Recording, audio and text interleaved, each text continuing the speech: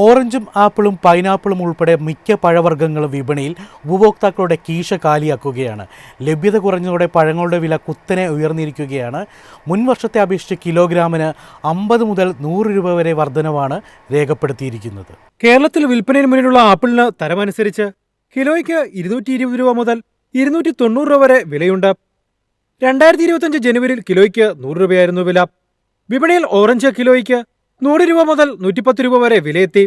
മുൻവർഷം ഇതേ മാസത്തേക്കാൾ 50 രൂപ അധികമാണ്. കഴിഞ്ഞ മാസങ്ങളിൽ കിലോയ്ക്ക് 15 രൂപയുണ്ടായിരുന്ന തണ്ണിമത്തൻ വില കിലോയ്ക്ക് 40 രൂപ മുതൽ 45 രൂപ വരെ എത്തി.